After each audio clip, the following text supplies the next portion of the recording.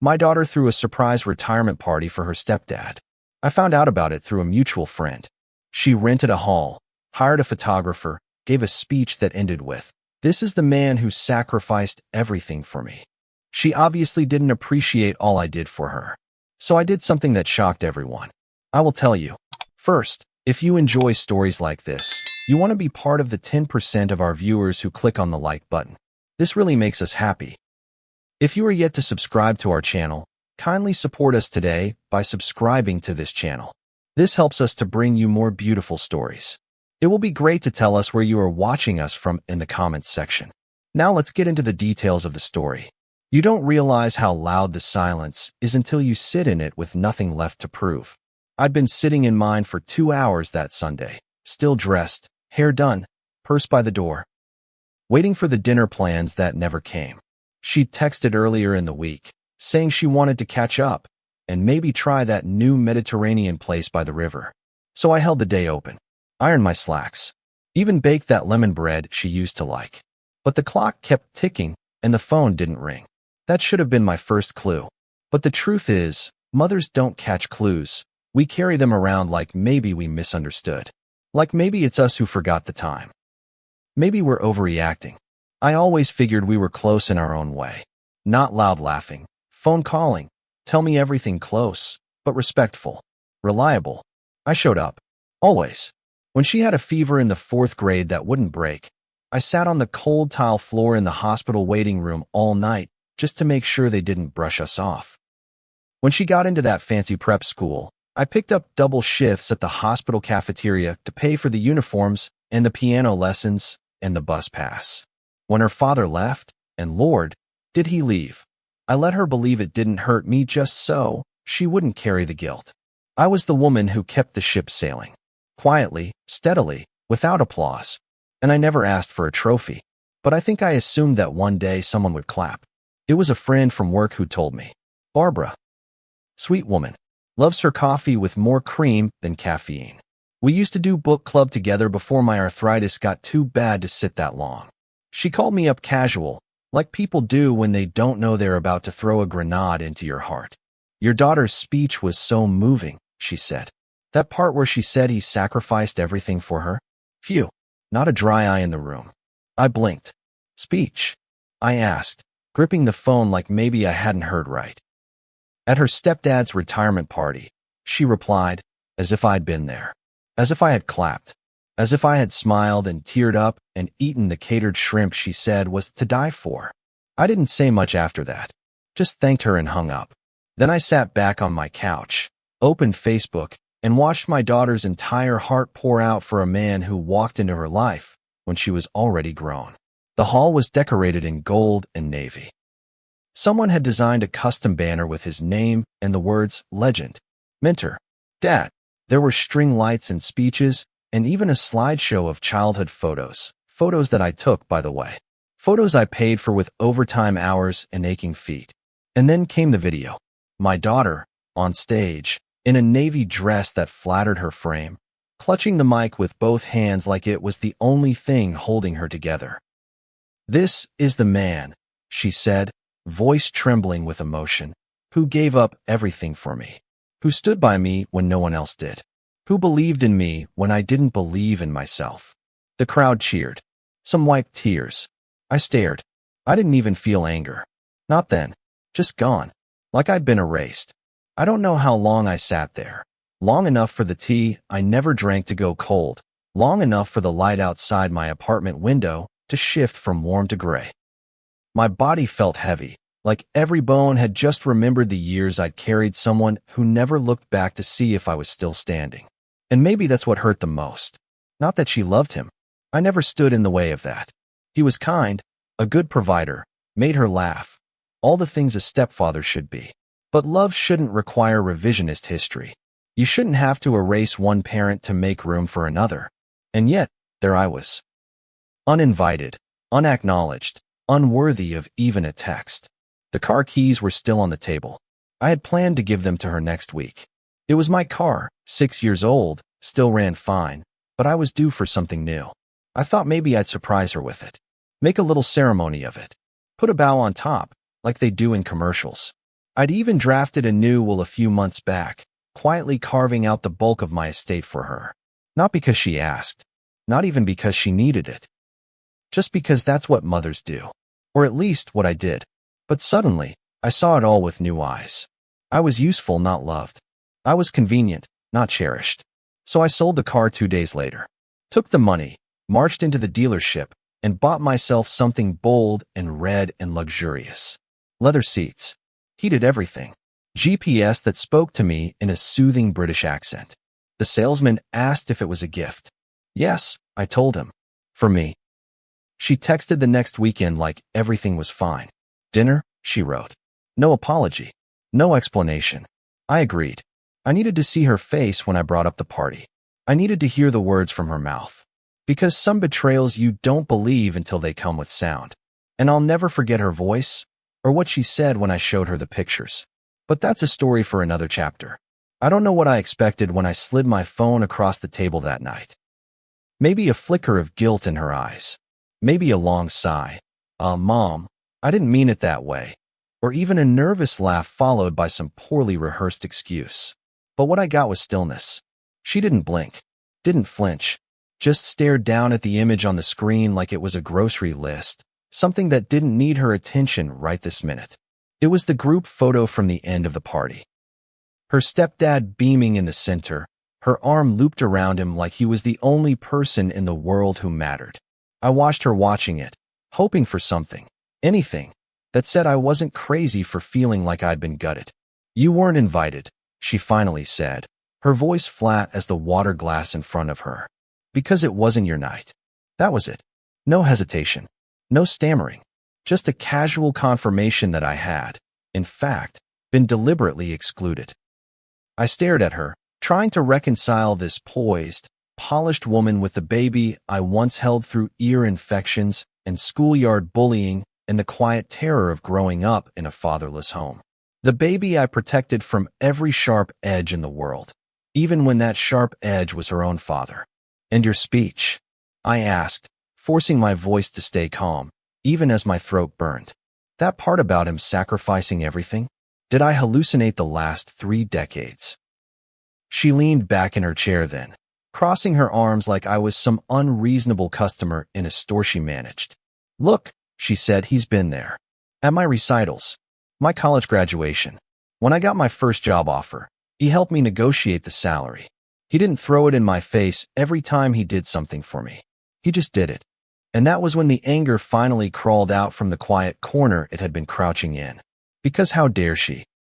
How dare she reduce my entire life to some passive-aggressive martyrdom act?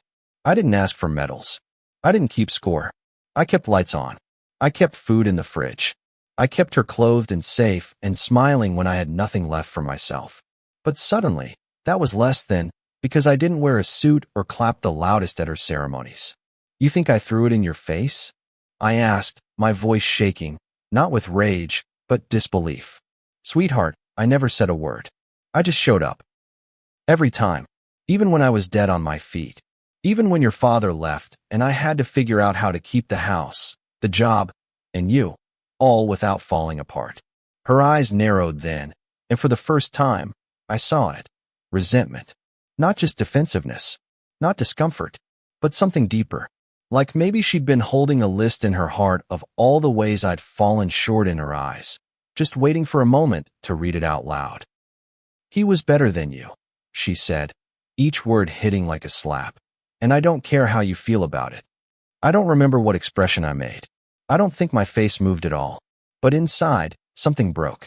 Not like a plate shattering or a window cracking. No, this was slower, quieter, like watching a tree fall in the distance. Something ancient and sturdy collapsing under years of unnoticed rot. I picked up my phone, stood from the table, and walked out. I didn't say goodbye. Didn't ask for the check. I just left her sitting there, arms still folded, mouth tight with whatever victory she thought she'd won. When I got home, I didn't cry. I sat on the edge of my bed, heels still on, staring at the reflection of myself in the dark window. I thought about how many versions of me she'd never met. The one who went hungry some nights so she could eat more. The one who begged her boss to let her leave early for parent-teacher conferences. The one who stood in the freezing rain after work, waiting for the city bus because the car needed a new alternator and I couldn't afford both repairs and groceries. She hadn't seen those versions, and I'd never shown her. I thought keeping my struggle quiet made me stronger, but maybe it just made me invisible. The next day, I called the lawyer, told him to finalize the changes in my will, remove her name entirely. He asked if I was sure. I've never been more sure, I said. I wasn't doing it to punish her. This wasn't about revenge. It was about clarity. If she truly believed I had done nothing worth remembering, then fine. Let her live in that version of the story. But she wouldn't benefit from a life she so easily erased. Not anymore. I closed my accounts to her, both emotional and financial, and for the first time in years, I felt light. I took my new car for a long drive up the coast. Windows down, music on. No destination, just the hum of the engine and the open road. I stopped at a small seafood shack, ate a plate of fried clams, and watched the ocean curl against the shore. I thought about the phrase she used, he sacrificed everything, and it echoed like a joke in my head. If only she knew what everything really looked like. But then again, maybe she never will. Maybe that was part of the job I signed up for, to sacrifice, and then quietly step aside so others could take the credit. But not anymore. The keys were still sitting in the little glass bowl by the front door. I hadn't moved them, hadn't touched them. Every time I walked past them, I remembered the moment I'd imagined placing them in her hand. I had pictured her surprise, how she might tear up, pull me in for a hug, maybe say something soft like, "Mom, you didn't have to." That was the version I played in my head before the party, back when I still believed she saw me. Now they just sat there. Not as a gift, but as evidence. Evidence of a woman who had given everything and been forgotten anyway. Selling the car had felt symbolic, but keeping the keys felt like truth. I never gave them to her. I never would. Because that car was mine. Just like that life had been mine. And now, finally, I was ready to reclaim both. I didn't call her right away. Days passed, then weeks. Silence sat between us like a roommate neither of us wanted to acknowledge. She didn't reach out, and I didn't chase her. I cooked for one. I learned how to use the fancy navigation system in my new car. I started going to that pottery class at the community center, the one I used to say I didn't have time for. Funny how life opens up when you stop making room for people who leave you empty. Then one afternoon, I came home from class, arms full of crooked clay bowls and smelling faintly of glaze, and there she was, standing outside my building like she had every right to be there. I almost didn't stop, almost kept walking, but she saw me, and her face lit up like nothing had ever happened. "Mom," she said, like it was still her right to call me that. "Can we talk?" There wasn't anger in her voice. Not yet. Just nerves. Like she knew the ground was shakier than she was used to. I nodded, slowly, unlocking the door and stepping aside. She followed me into the apartment she hadn't visited in months. Maybe years, and stood awkwardly near the dining table while I set down my bag. "I feel like things got tense," she began, already reaching for a Band-Aid before admitting there was a wound. I didn't say anything. Just leaned against the counter, arms crossed, and waited for her to say what she really came here to say. She shifted on her feet. "I heard from Aunt Delia that you made some changes. To your will." There it was. The truth. Not regret. Not curiosity about how I was doing. Just money. The kind of money that comes from a lifetime of saving, working, doing without. The kind of money that could have helped her buy a house, or pay off student loans, or take vacations she'd never invite me on. I stared at her, this woman I raised, and wondered how many years I'd spent mistaking politeness for love. "That's true," I said, calm, flat, like I was discussing the weather. Her face tightened. "Why?" she asked. Not angry yet, but getting there. "Because I don't reward cruelty," I said, turning away and pouring myself a glass of water I didn't even want. "And what you said at that dinner, that was cruel, unforgivable, even." Her mouth opened like she was about to deny it, but then she stopped, tilted her head. "I was angry," she said. "You embarrassed me. Pulling out your phone like that in public. I cut in, laughing bitterly. "You made a public display of praising a man who didn't raise you while erasing the one who did, and I'm the one who made it public?" Her cheeks flushed, But she didn't back down. You always make everything about you, she snapped. You want everyone to see what you've done, feel sorry for you. But he helped me become who I am without holding it over my head every chance he got. There it was again, that revisionist narrative. That gut-punching belief that I had been some burden she carried instead of the foundation she stood on. I set the glass down harder than I meant to. You think I held things over your head? I said, voice rising. When I took second jobs instead of taking vacations. When I skipped meals so you could eat better. When I never, not once, brought up your father walking out so you could keep loving him in peace. You didn't even know what I gave up, and that was the point. I kept it quiet. I protected you from knowing how hard it was because I didn't want you to feel responsible. She looked at me then. Really looked, like maybe she hadn't seen me clearly until that moment. But whatever she saw didn't soften her. It hardened her instead. You didn't raise me with love, she said, almost whispering. You raised me with obligation. You did what you had to, not what you wanted to. And that was the line that did it. The one that snapped something clean in half inside me. I walked over to the entry table, picked up the car keys, and held them out. I was going to give you these, I said. That was before the party. Before you looked at a man who walked into your life at 18 and called him your savior. Before you made it clear that everything I did was invisible. She stared at the keys, but didn't reach for them. So this is punishment? She asked. No, I said. This is peace. Mine. I'm not here to teach you a lesson. I'm here to live what's left of my life without pretending I don't feel what I feel. I dropped the keys back into the bowl, the sound echoing through the quiet apartment. I hope he gives you everything you think you missed. I really do. But I'm done competing for affection I earned and still never received. She didn't stay long after that. Said nothing as she left. Just walked out, shoulders stiff, the air heavy with things we'd never say again. And when the door clicked shut behind her, I let myself breathe. Really breathe, for the first time in years. I thought silence would be the end of it. That after our confrontation, she'd retreat to her life, and I'd settle back into mine. Two women quietly mourning the mother-daughter bond that died somewhere between a speech and a set of car keys. But I should have known better. Pain like that doesn't stay private for long, especially not in families like mine, where everyone keeps their wounds covered in politeness but gossips like it's sport. It started with a voicemail from my sister. Hey, Delia said. Her voice dipped in sugar but lined with judgment. I heard there was some kind of falling out with you and Marissa. Look, she's upset. Maybe it was just a misunderstanding? You two need to talk before this gets out of hand. I didn't return the call. The next came from a cousin I hadn't seen since my mother's funeral. Saw Marissa last weekend. She seemed off. Said you were being cold. You okay? The phrasing was innocent, but the tone told me everything. She'd started planting her version of the story, pruning it, watering it, making sure when the truth finally bloomed, it would smell like roses in her favor. I imagined the script. My mom's always been dramatic. She can't stand that I'm close to my stepdad. She overreacted to a party. Can you believe that? A part of me wanted to scream. To send everyone the pictures, the video, the receipts of what I had endured and how far I'd bent before I finally broke. But another part of me, the wiser part, knew it wouldn't matter. People believe what makes them comfortable. And a bitter, selfless mother who can't let go. That's always been easier for people to accept than a daughter who failed to love the woman who gave her everything.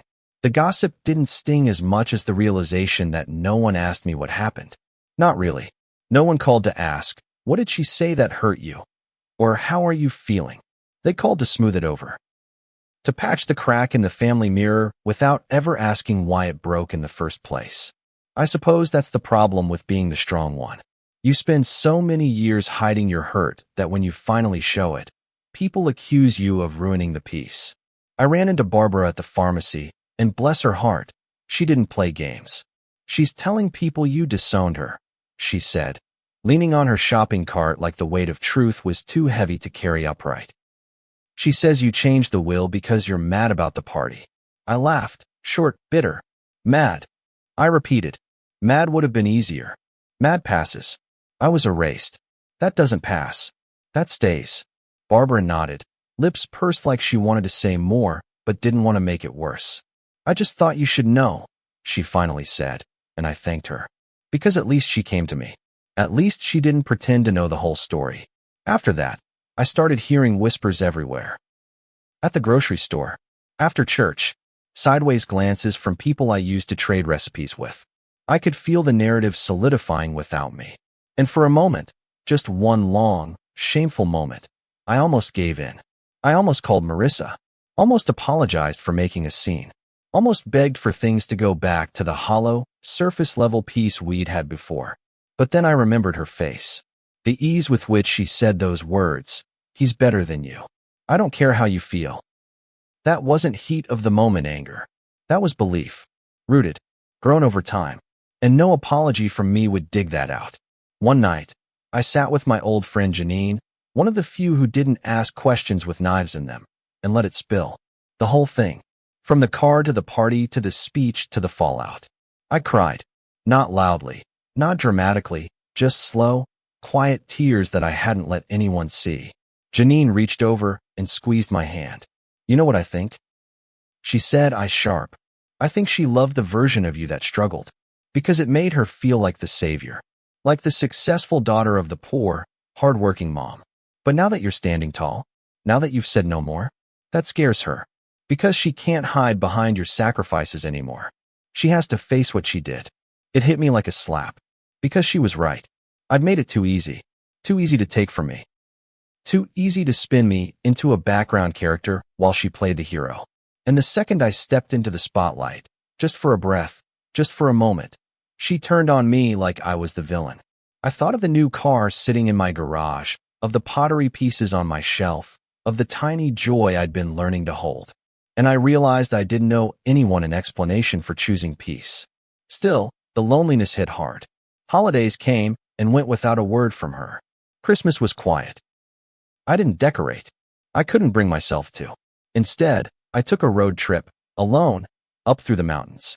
I stayed at a bed and breakfast where no one knew my name and no one expected me to smile when I didn't feel like it. One morning, I stood outside on the porch, a cup of strong black coffee warming my hands, and watched the frost glisten on the trees. I thought about how cold everything had gotten between us, how brittle, how beyond repair.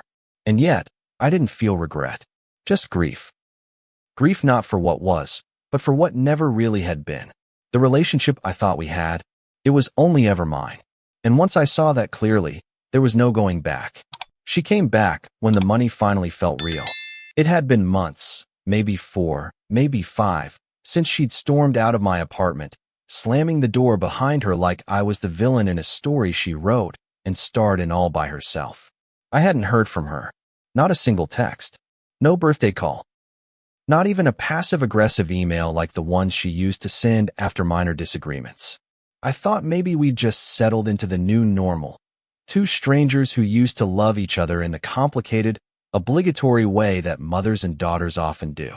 But then I got the letter from the lawyer, confirming the will had been officially changed, and 2 weeks later, she appeared again.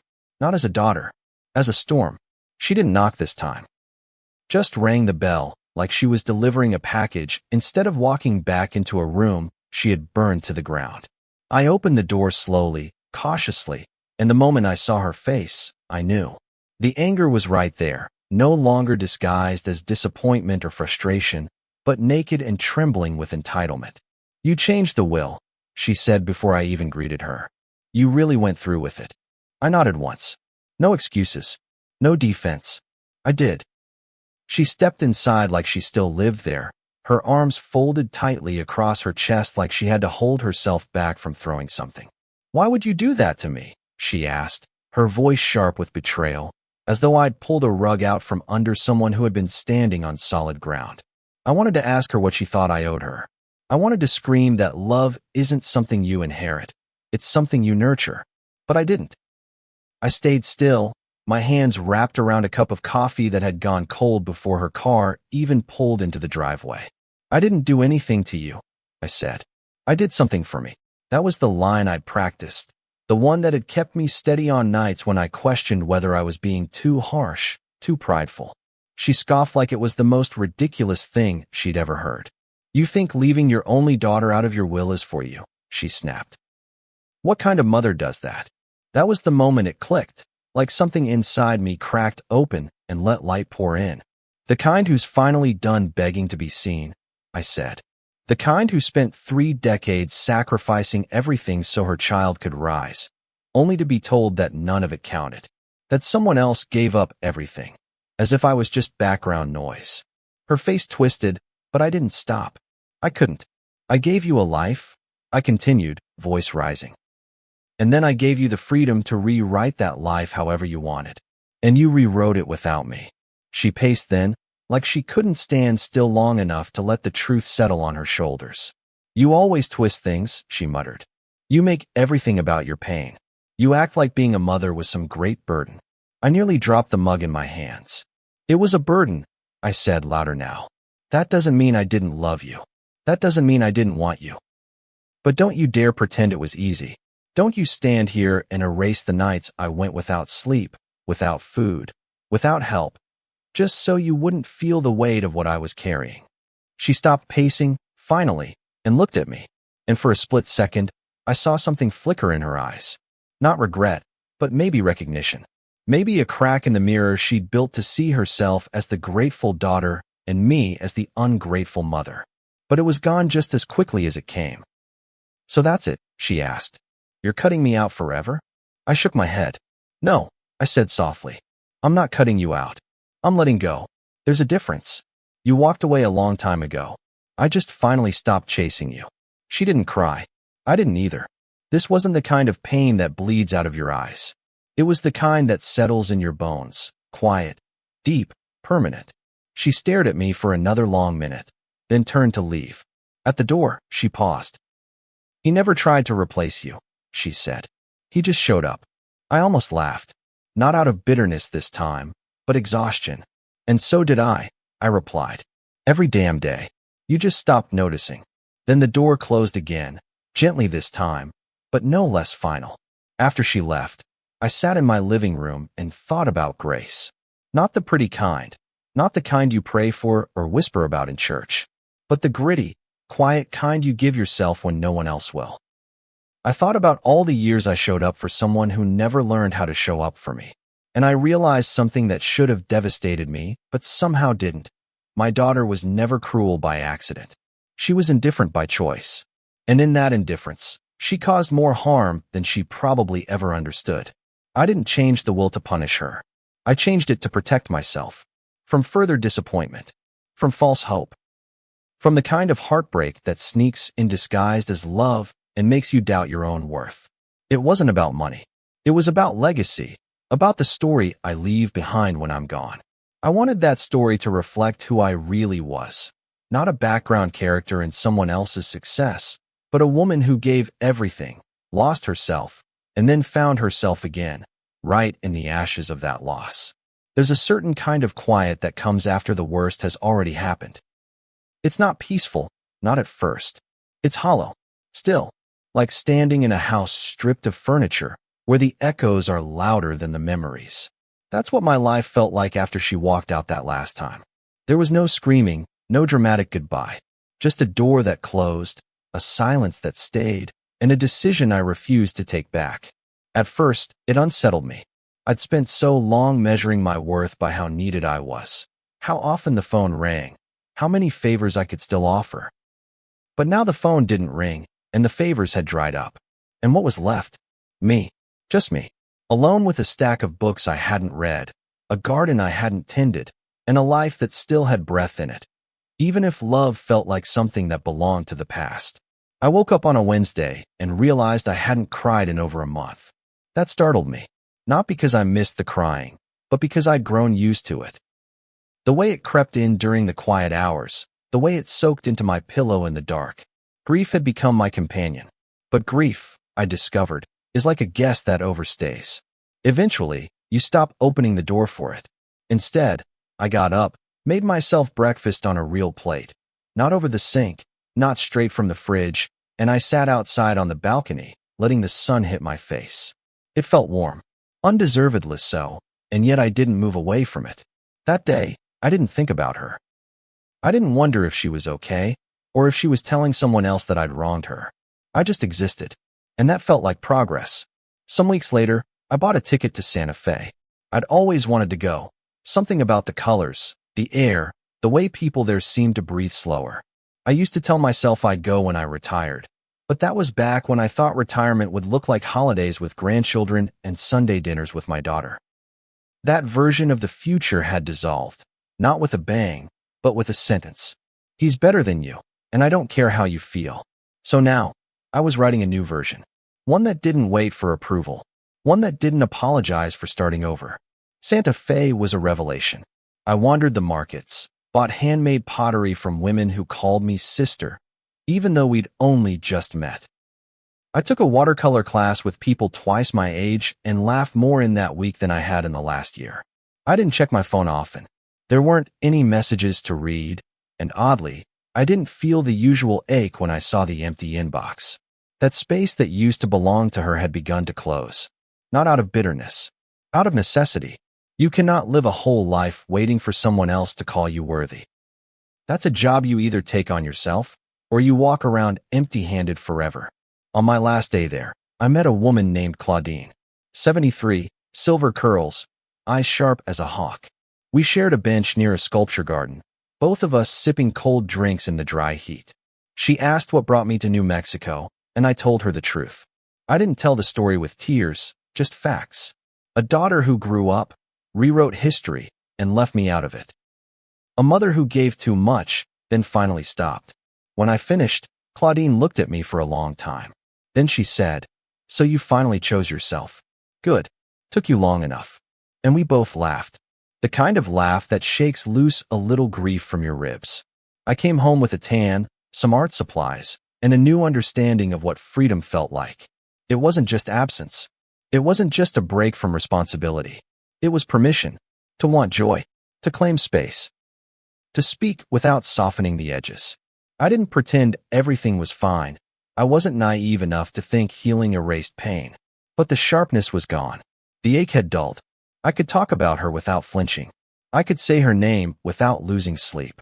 And I could look in the mirror and see a woman who had chosen peace, not because it was easy, but because it was earned. I planted flowers in the spring, real ones, not the plastic kind that look good year-round but never change. I wanted something that would bloom and die and bloom again, something that would remind me that life wasn't about permanence. It was about seasons, some of them warm and generous, others bitter and dry, but none of them wasted. That garden became a metaphor. I knew it would. Every day, I stepped out there with a cup of tea and tended to something that was mine alone. No one asked me to. No one noticed if I didn't. And still I did it. That's what healing looks like, I think. Doing things just because they make you feel alive. People ask me now if I've spoken to her. The answer is no. But that's not the tragedy people think it is. Not anymore. There's a strange kind of love in letting someone go when holding on only hurts you. It's not revenge. It's not cruelty. It's clarity. I hope she's well.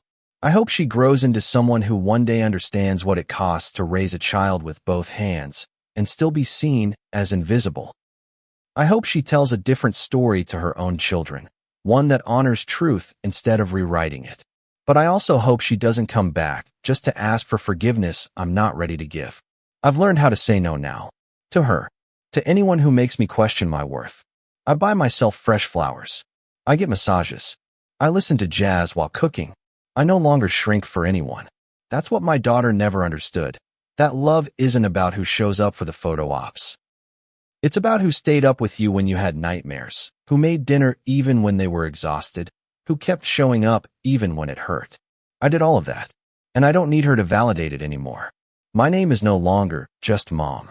It's Sandra, a woman who survived betrayal not by hardening, but by choosing softness for herself.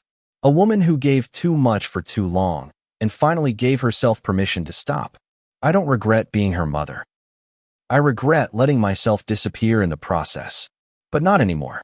Now it's my turn. If you've ever poured yourself into someone who only saw you as a shadow, let this story remind you. You are allowed to choose yourself. You are not selfish for needing peace, and you're not heartless for walking away from people who made you feel invisible.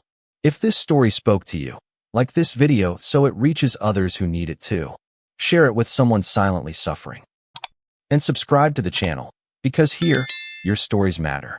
You're not alone, and you never were. See you soon in the next story.